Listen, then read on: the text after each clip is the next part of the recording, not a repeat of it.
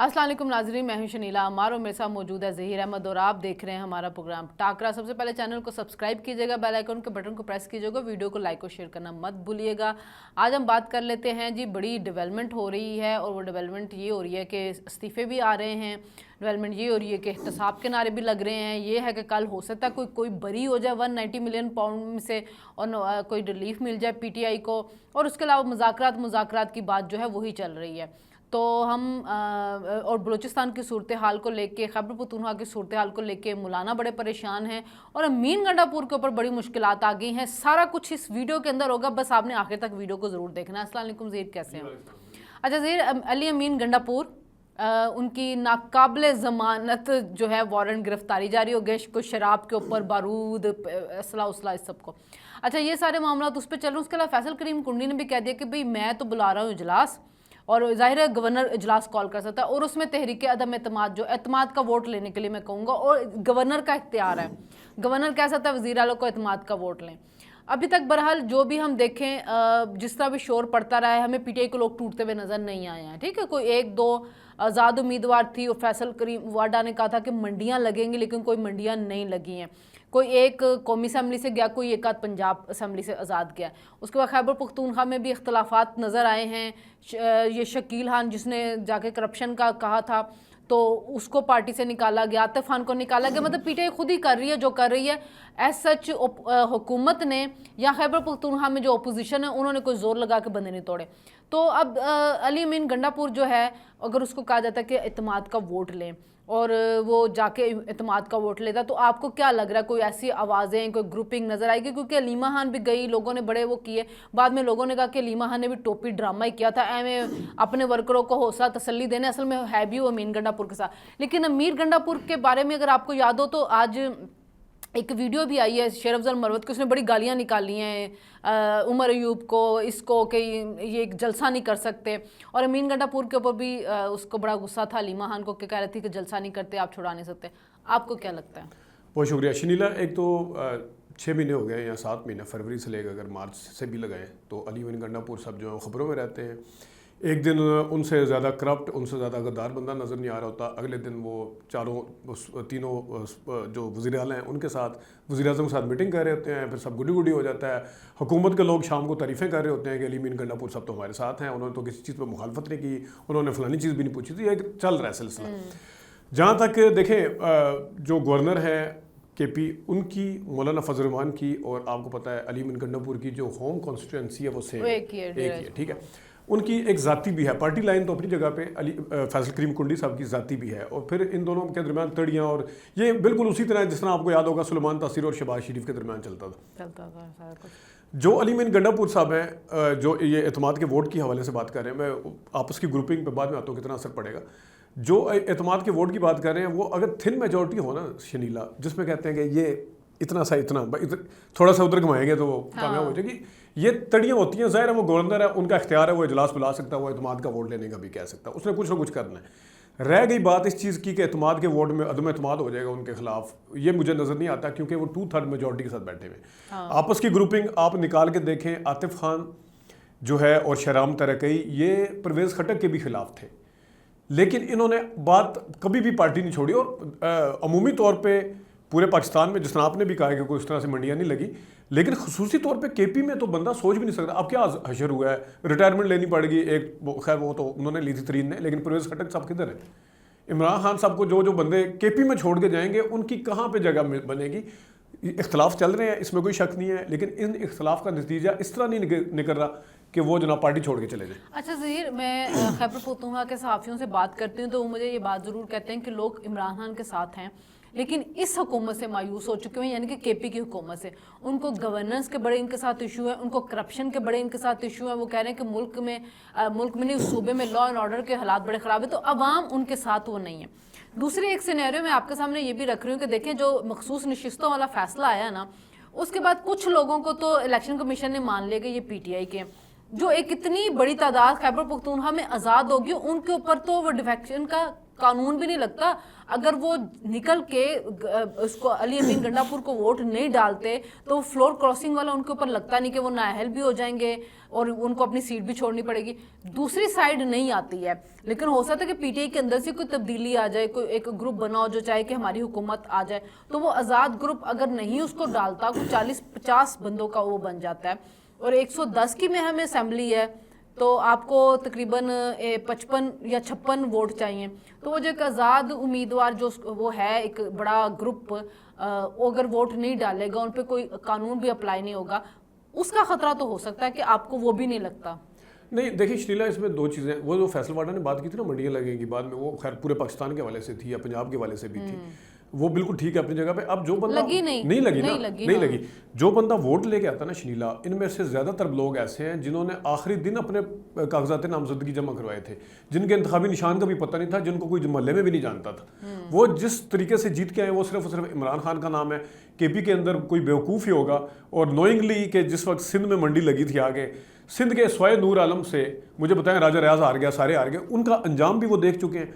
और फिर जो वहाँ के अवाम का रिएक्शन आता है, जिन्होंने वोट डाला होता है, वो जो रिएक्शन आता है, तो इस तरह की गलती मेरे नहीं ख्याल करेंगे। नहीं, मैं ये कह रही हूँ कि अली अमीन गंडापुर को से चेंज कर दिया जाए, ये नहीं कि इमरान खान से लॉयल्टी खत्म कर दी। अली अमीन गंडापुर कौन है? जब तक इमरान खान साहब के ऊपर उनका हाथ है, अली अमीन गंडापुर साहब पीटीआई है, उनका हाथ हट जाएगा फिर तो अली अमीन गंडापुर साहब की अपनी मजाल ही नहीं है कि वो वहाँ पे बैठ सके। अच्छा, ये जो मौलाना फजल रहमान ने तकरीर किया कि रियासत की रीढ़ ख़त्म हुई है, लेकिन उनका दुश्मन के मुकाबले के लिए हम हर खिदमत के लिए तैयार हैं, इससे ये तो पता चल रहा है कि मौलाना जो है ना थोड़ा सा इस्टेब्लिशमेंट की तरफ तो वो कर रहे हैं, जैसे कह रहे हैं ना हम हर खिदमत के लिए तैयार हैं, अपने मुल्क की चप्पे चप्पे की हिफाजत करेंगे। फिर बलूचिस्तान और उसके ऊपर बड़ा सख्त किस्म का इलामिया में भी आ गया कि जी हम खैबर पख्तूनख्वा बलूचिस्तान में जो सहूलतकार हैं, जो गैंग हैं, जो दहशत गर्दी कर रहे हैं, उसको हम ख़त्म करेंगे। ये तो जाहिर है आप भी चाहेंगे, हम भी चाहेंगे कि दहशत गर्द जो भी है जो इस मुल्क के खिलाफ, वो सारे ख़त्म हो जाने चाहिए।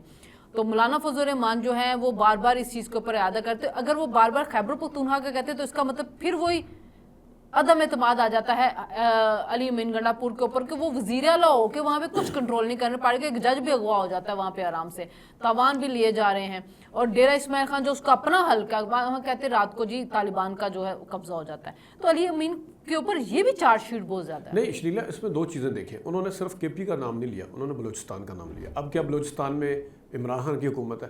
बलूचिस्तान में तो इनकी मर्जी की हुकूमत है जो चाहती थी इस्टेब्लिशमेंट उनके। लेकिन खैबर पख्तूनख्वा में देखो तालिबान को लेके तो ये है ना, ये सपोर्ट कर रहे हैं, और बड़ी जगहों पे ये भी आया कि शायद अली अमीन गंडापुर वगैरह फंड का एक हिस्सा भी तालिबान को देते हैं। देखिए जो वॉर है इसके खिलाफ, दहशतगर्दी के खिलाफ, उसमें फजल रहमान का और इमरान खान का एक ही मौक़िफ़ है इस वक्त, ठीक है? वो वहाँ के अवाम को के खिलाफ जा ही नहीं सकते।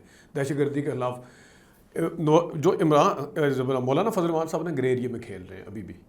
आपने जिस तरह देखें, आपको कुछ और लगा है, मुझे कुछ और लगा है, आप मुझे अब देखें वो नूर आलम के ज़रिए कुछ और कर रहे हैं, वो लेके चले गए उधर जजों के खिलाफ। लेकिन मुझे क्या लगा है, मुझे ये लगा है कि उन्होंने जब कहा ना कि सियासतदानों के हवाले करें, उनका मतलब अली अमीन गंडापुर नहीं है, उनका मतलब कोई और है कि केपी के अंदर और बलूचिस्तान के अंदर रिट खत्म होगी। यहाँ पे आपने अपने लिए हुए अपने कब्जे में सारे कुछ, जो सिक्योरिटी इदारों की तरफ उनके इशारे हैं, ठीक है?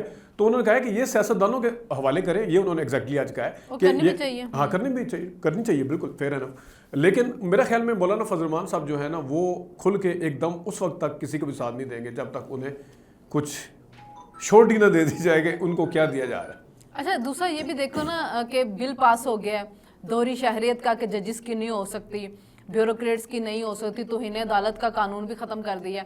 अब तौहीन अदालत का जो कानून ख़त्म कर दिया अच्छी बात है, क्योंकि जज बड़े नाजुक मिजाज है, जिनकी असल में तौहीन हो रही होती है उसके अलावा कोई कार्रवाई नहीं होती, जिनकी इतनी होती नहीं है वो उनकी कार्रवाइयाँ हो जाती है। और आज तक मेरे ख्याल में सवाए तलाल चौधरी के और वो जो हैं दानियाल अजीज़ के या निहाल हाशमी के, किसी को भी आज तक सज़ा नहीं मिली है। तो लेकिन दोहरी शोहरियत के ऊपर देखो, मेरा तो ये है कि इंडिया के अंदर दोहरी शोहरियत वाला वोट भी नहीं डाल सकता, ठीक है? और पाकिस्तान के अंदर अगर हम और वो यहाँ पे तो दोहरी शरीयत वाले यहाँ तो बाहर से वज़ीर आज़म बनने के लिए आते हैं, आ जाते हैं। हाँ, दूसरी बात है कि ज़हीर अगर पार्लियामेंटेरियंस के लिए ये कानून है कि आप इलेक्शन नहीं लड़ सकते अगर आपकी दोहरी शहरियत है, आप सेनेटर नहीं बन सकते दोहरी शहरियत है, तो जजेस ने तो यहाँ पे, और जो ब्यूरोक्रेसी से बड़े हसास किस्म के मामला संभालने होते हैं, वो किसी और मुल्क का अगर हलफ उठा लेते हैं उसके साथ उसकी वफादारी होती है, तो हम उसको इतनी अहम पोस्ट पे क्यों दें? और दुनिया के अंदर ये प्रैक्टिस नहीं है इतनी। تو میرے خیال میں یہ ججز کا اور جو بیوروکریٹس والا آیا ہے، میں تو اس سے متفق ہوں کہ دوہری شریعت اگر پارلیمنٹیرین کے اوپر آپ اتنا سخت کرائٹیرین، تو ججز اور بیوروکریٹس پہ کیوں نہیں، جرنیلوں پہ کیوں نہیں، ان سب پہ بھی ہونی چاہیے. اس میں دو چیزیں ہیں. ایک چیز سے میں مکمل آپ سے اتفاق کرتا ہوں، دوسری چیز پہ میں ذرا ڈس ایگری کرتا ہوں. اتفاق اس لیے ہے کہ جب دوہری شریعت والی بات ہے تو پارلیمنٹیرین کے اوپر تو اکراس دا بورڈ ہونا چاہیے سارا کچھ. مطلب یہ بلا تفریق ہونا چاہیے، یہ اس میں سلیکشن نہیں ہونی چاہیے کہ یہ نمائندے ہیں ان کے اوپر دوہری شریعت لگا دیتے ہیں، وہ جو ٹیکنوکریٹ ہیں باہر سے آگے وزیر اعظم بھی بن جاتے ہیں. یہاں پہ ججز ہیں وہ ان کی اگر دوہری شریعت ہے تو بالکل مطلب الیکشن لڑنے پہ پابندی لگا دیتے ہیں. لیکن ووٹ کا میرے خیال میں حق ہونا چاہیے. جو دوسرے ملکوں کے اندر گئے ہوئے ہیں ان کو نہیں، ووٹ کا حق جو ہے وہ دوسرے ملکوں والے آ کے دیتے ہیں، لیکن وہ یہ ہوتا ہے کہ پاکستان میں آ کے ڈالیں. انڈیا میں تو یہ بھی نہیں ہے، وہ تو ابھی پاس ہونا ہے نا، جو کچھ فیصلہ ہونا اس کے اوپر. انڈیا میں تو یہ بھی نہیں ہے، لیکن وہ کہہ رہے ہیں کہ ہم اوورسیز کے لیے نشستیں مخصوص کر دیتے ہیں کہ جو اوورسیز آ کے یہاں پہ جیسے خواتین کی ہوئی ہے. اچھا ایک چیز جو رہ گئی تھی، میں نے کہا تھا ایک چیز سے میں ڈس ایگری. وہ ڈس ایگری والا جو ہے وہ توہین عدالت میرے خیال میں، خواہ وہ قاضی فائزہ صاحب ہیں، خواہ وہ کوئی بھی آنے والا جج ہے، اس کی ایک یہ ہے کہ دنیا بھر کے اندر جو ہے وہ یہ دیکھا جاتا ہے کہ عدلیہ کی ایک تکریم اور توقیر ضرور ہوتی ہے. جس ٹائم توقیر اور تکریم نہیں ہوگی، وہ الگ بات ہے کہ ہمارے ہاں خود ججز اپنی تکریم اور توقیر نہیں کروانا چاہتے ہیں، خود ادارے جو دوسرے ہیں وہ ان کے ساتھ ٹکراتے ہیں، خود پارلیمنٹیرین ان کے ساتھ ٹکراتے ہیں، وہ الگ بات ہے. لیکن میرے نظر میں جوڈیشری کے یہ تھوڑی دیر کے لیے بھول جائیں کہ ججز کتنے پالیٹکس میں انوالو ہیں یا کس کے ساتھ کیا ہے. تھوڑی دیر کے لیے اگر آپ جنرلی گراؤنڈ فیکٹ کے اوپر بات کریں، جب عدلیہ اپنے فیصلے دے گی، عدلیہ کے فیصلوں کی پھر ان کے اوپر عمل درآمد نہیں ہوگا، ارسپیکٹو کہ کون سا فیصلہ عمل درآمد، جب ان کی توقیر نہیں ہوگی، ہر بندہ گالیاں نکالتا پھرے گا. تو میرے خیال میں یہ اتنا ہونا چاہیے کہ جس طرح ہمارے دوسرے اداروں کی عزت و تکریم ہے، یہ کیا کہتے ہیں اپنا پارلیمنٹیرین پاکستان میں ایک ہی ادارے کی عزت و تکریم ہے، لینا تو چاہ رہے ہیں نا. ہم نے تو یہاں پہ وزیر اعظم کو کہا گیا کہ اس کو پارلیمنٹیرین وزیر اعظم ہاؤس سے نکال کے گریبان سے پکڑوں گا. تو مطلب ہمارے ملک میں عزت ایک ہی ادارے کی اور کسی کی نہیں. دیکھیں پارلیمنٹیرین جس پارلیمنٹ کو آپ کسی بھی طریقے سے لے کے بھی آ جاتے ہیں، جو کبھی بھی اندر جا کے کبھی کوئی منڈی لگ جاتی، کبھی کوئی لگ جاتی، وہ اتنے زیادہ سینسٹیو ہیں اپنی تقریم کروانے کے لیے. اچھی بات ہے، کہتے ہیں پارلیمنٹ سب کی ماں ہے، سارا کچھ ٹھیک ہے، اچھی بات ہے. اور تو پھر ججز کا بھی اس طرح ہونا چاہیے کیونکہ انہوں نے انصاف دینا ہے، وہ پھر تھوڑا سا ہونا چاہیے. ٹھیک ہے. اچھا ہم اپنا آخری ٹاپک پہ بات کر لیتے ہیں. کل اعلامیہ آیا کور کمانڈرز کا، اس کے اندر تھا کہ فوج میں احتساب کا کڑا نظام ہے اور اس سے کوئی بالا تر مستثنا نہیں ہے. تو میرے خیال میں ڈانڈے اسی طرف ہی جا رہے ہیں سارے، فیاض حمید کی طرف، کہ وہ پکڑے گئے ہیں. اور کل فیض حمید کے ذریعے کسی اور طرف جا رہے ہیں، لیکن کہا یہ جا رہا ہے کہ فیض حمید صاحب جو ہے پکڑے گئے ہیں. پھر فیض حمید صاحب کے بارے میں یہ بھی کہا گیا ہے کہ کل میں نے مزمل سہروردی کا سن رہی تھی، انہوں نے کہا جی کہ اس کور کمانڈر جو کانفرنس تھی اس کے اندر کورٹ مارشل کا بتا دیا گیا کہ فیض حمید کا کورٹ مارشل ہو رہا ہے. وہاں پہ تمام ایویڈنس دکھائی گئی اور تمام کور کمانڈر جو تھے وہ اس سے مطمئن تھے، تمام نے متفقہ طور پہ کورٹ مارشل کی. اور میرے خیال میں کوئی بھی آرمی چیف کے لیے سب سے بڑی جو اسٹرینتھ ہوتی ہے نا، اس کے کور کمانڈرز ہوتے ہیں. اگر اس کے کور کمانڈرز اس کے ساتھ ہوتے ہیں تو پھر نیچے سے کچھ نہیں اس کے ساتھ ہو سکتا. تو وہ پھر نظر آ گیا کہ اگر کور کمانڈرز ایگری کر گئے ہوئے تو اس کا مطلب کہ حافظ صاحب کے ساتھ سارے وہ کھڑے ہوئے ہیں. تو اب یہ جو خطرہ ہے کورٹ مارشل کا، یہ خان صاحب کو بھی فیل ہونا شروع کہ کل وہ اسلام آباد ہائی کورٹ پہنچ گئے اور اسلام آباد ہائی کورٹ نے کہا کہ ہم مفروضوں کے اوپر کیس نہیں چلا سکتے، اگر کیس وہاں پہ جائے گا تو پھر ہم اس کو دیکھ لیں گے. تو ان کا وہ ہو چکا ہے. اب اگر یہ دیکھا جائے تو، اور ساتھ کہا جاتا ہے 9 مئی کے اوپر معافی، حالی معافی مانگ کے آپ کو لگتا ہے کہ عمران خان نکل جائیں گے ان سارے معاملات سے، یا ابھی وہ جیل میں آپ کو نظر آ رہے ہیں؟ دیکھیں مجھے اتنی جلدی وہ نکلتے ہوئے، اگرچہ ان کے خلاف اب اس طرح سے نہیں ہے جس طرح آپ نے شروع میں ہی بتایا، 190 ملین پاؤنڈ والا بھی کوشش پوری کی جائے گی. کل بشرا بی بی کا سنا رہے ہیں بریت کا فیصلہ ہو رہی ہے، کوشش پوری کی جائے گی کہ ان کو ملٹری کورٹ کے اندر لے کے آیا جائے. لیکن میرا اس چیز سے بالکل اختلاف ہے. اس کی وجہ یہ ہے کہ جتنا میں فیض حمید کے کورٹ مارشل کی حمایت کرتا ہوں، اتنی ہی میں کسی بھی سویلین کی، خواہ عمران خان ہے یا کوئی بھی ہے، ان کی ملٹری کورٹ میں کیونکہ ان کو پراپر وہ کہتے ہیں نا justice not only be done but it seem to be done. تو وہ نظر آپ کو کسی کوئی چیز نہیں ملے گی، وکلا نہیں ملیں گے، کچھ نہیں ملے گا وہاں پہ کیا ہوا، کچھ نہیں ہوا. تو یہ ایک بات تو یہ ہاں آپ کی بات بالکل ٹھیک ہے کہ دیکھیں فیض حمید آپ کے ادارے کا بندہ تھا، آپ ضرور ملٹری کے اندر کریں، لیکن عمران خان ایک سول پولیٹیشین ہے. اور میرے خیال میں عمران خان ہوتا ہے، نواز شریف ہو، کوئی بھی، ہم یہی اس سے کریں گے کہ اس کا سول میں جا کے ٹرائل ہونا چاہیے تاکہ ہمیں نظر آنی چاہیے چیزیں جو بھی ہیں کیا اس کے معاملات. اگر اس نے فیض حمید کے ساتھ مل کے کوئی سازشیں کی ہیں، بغاوت کی ہے، تو وہ آپ کی عدالت میں بھی ادھر بھی نظر آ جائے گی، لوگوں کو ثابت ہو جائیں گے. ہاں بالکل. اور اس میں ایک چیز اور میں ایڈ کرتا چلوں، بلکہ اس دن ہم نے بات بھی کی تھی ڈائلاگ کے حوالے سے. بہت اسٹیبلشمنٹ کے قریب سمجھے جانے والے صحافی جو آج تک کہتے رہے ہیں کہ آپ خان صاحب کیوں اسٹیبلشمنٹ کے ساتھ ڈائلاگ کرنا چاہتے ہیں؟ آپ اس کو دور رکھیں، اس کو مداخلت نہ کرنے دیں. یا یہ ہے وہ اسٹیبلشمنٹ کے قریب ہے، وہ لیڈنگ پروگرام کرتے ہیں 8 بجے. کل مجھے ان کی بات سن کے بڑی حیرانی ہوئی، اور اس کے پیچھے مجھے جو ڈاٹ نظر آتا ہے، وہ ایک کنیکشن جو نظر آتا ہے، وہ ایک ہے. وہ کیا؟ وہ ہم پرسوں اس دن ڈسکس بھی کر چکے ہیں، آپ نے ڈسکس کیا تھا.